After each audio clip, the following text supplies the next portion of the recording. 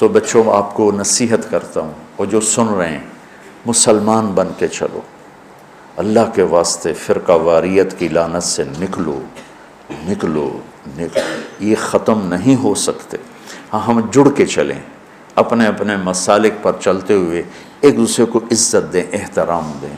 مولانا محمد قاسم نانوتوی رحمۃ اللہ علیہ جنہوں نے دیوبند کی بنیاد رکھی،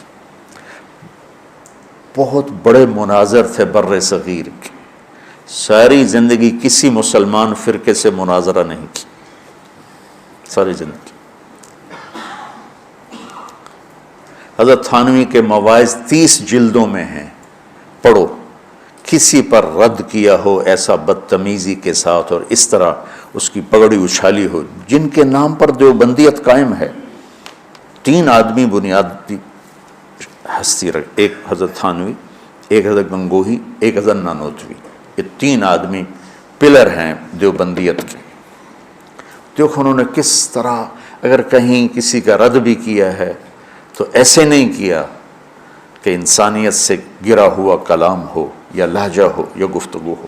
اور مولانا قاسم صاحب رحمۃ اللہ علیہ نے ساری زندگی کسی مسلمان فرقے سے مناظرہ نہیں، ہندو سے کیا، سکھوں سے کیا، دہریوں سے کیا، عیسائیوں سے کیا، نیچریوں سے کیا، لیکن کسی مسلمان فرقے کے خلاف آپ نے مناظرہ نہیں کیا۔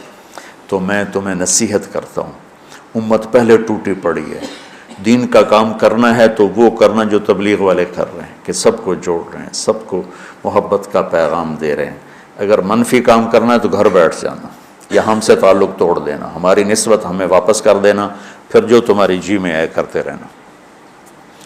میں تمہیں مثبت کردار میں دیکھنا چاہتا ہوں۔ تو بچوں، تھوڑی سی زندگی ہے، نفرتیں نہ پالو، بغض نہ پالو، حقارتیں نہ پالو۔ کسی کو اگر غلط راستے پہ تم دیکھ رہے ہو تو اس سے بچانا ضروری ہے، اس سے نفرت کرنا۔ میرے نبی نے کتنے پتھر کھائے طائف والوں سے، کتنے پتھر کھائے۔ خود میرے نبی نے فرمایا کہ مجھے سب سے زیادہ تکلیف طائف والوں نے پہنچائی۔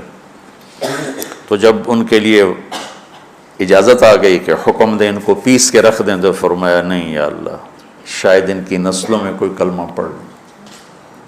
کتنی بڑی سیرت ہمارے سامنے موجود۔ آپ تو کہتے ہیں یا اللہ پیس دیں ان کو۔ ابو جہل جیسے کی آپ نے اتنی منتیں کی کہ حل انت منتہن عن سب آلہتنا، محمد اب بس بھی کرو، تو نے بہت سنا دیا ہمیں، ہم قیامت کے دن گواہی دے دیں گے کہ تو نے اپنے رب کا پیغام پہنچا دیا، اب بس کرو۔ جس کے بارے میں آپ کو پتہ تھا یہ میری امت کا فرعون ہے۔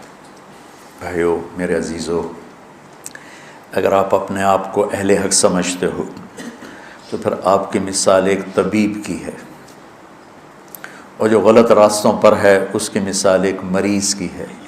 اگر ڈاکٹر مریض سے نفرت کرے گا علاج ہو سکے۔